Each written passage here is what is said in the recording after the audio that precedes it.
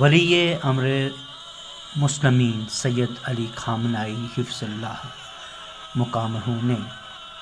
اپنے ایک پیغام میں کہا ہے کہ اس وقت ہر ایک انسان کے ذہن میں کئی سوال ابھر رہے ہیں کہ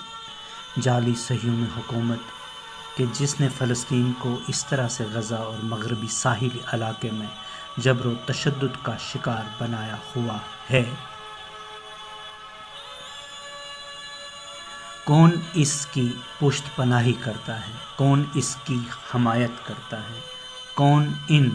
قابض اسرائیلیوں کے لیے راہ ہموار کرتا ہے کہ کون ان کا ساتھ دیتا ہے؟ ان سوالوں کا جواب ایک ہی ہے، وہ یہ ہے کہ مغربی قوتیں ہیں کہ جن کا بڑا امریکہ ہے۔